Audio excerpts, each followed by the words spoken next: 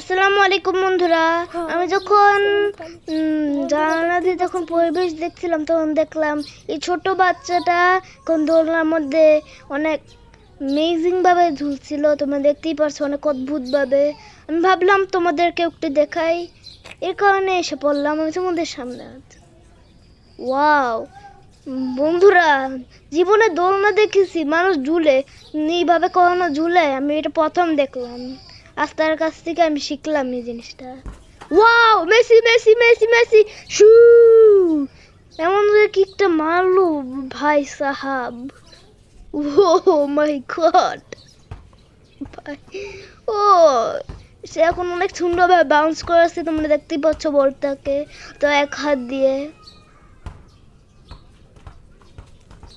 তা অনেকক্ষণ যাবত সে করছে, তোমরা দেখতেই পারছো। এত বড় অবাক হয়ে গেলাম, ছোট মানুষে এত গুণ করতে আইলো।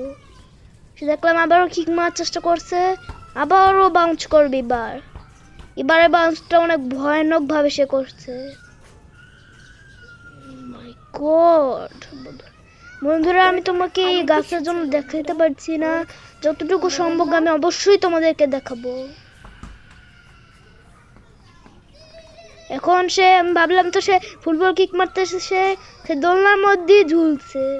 ওয়াও, এটাকে বলে উল্টা ভাবে ঝুলা। সেটা ছোট বল নিল এখন। ওয়াও বন্ধুরা, দেখি ছক্কা ছক্কা। ওয়াও, রাউন্ড 22 হয়েছে। ওরে ভাই সব সাপি। ওয়াও অ্যামেজিং বন্ধুরা, এমন দেখেছি কিন্তু এরকম মানুষ আমি কখনো দেখিনি বন্ধুরা। ওয়াও,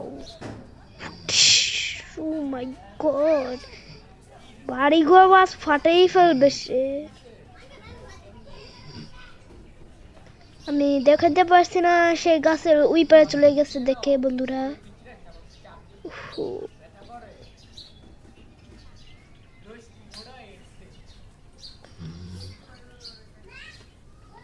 ওই যে বল মেরেছে আমরা দেখতে পেরেছি। সে ওইখানে আবার গেল বলটাকে নিতে, যতটুকু আবার বাউন্সও করেছে ছোট বলটাকে বন্ধুরা। বড় বল ছোট বল আলিমের কাছে কোনো কিছুই না, সে সব কিছুই বাউন্স করতে পারে। আবার সে এখন দোলনাতে, ও মাই গড, এটা কিভাবে দোলনায় ঝুলানো বন্ধুরা। দেখেছি দোলনা মন ঝুলায়, মন দেখিনি। এরে নিচে পড়বে। ক্যামেরাটা একটু ভালোভাবে ধরে তোমরা দেখতে পারো।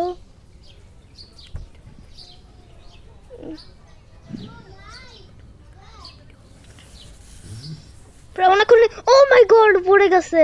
প্রায় অনেকক্ষণই বন্ধুরা সে আমাদের ঝুলেছিল। মাই গড।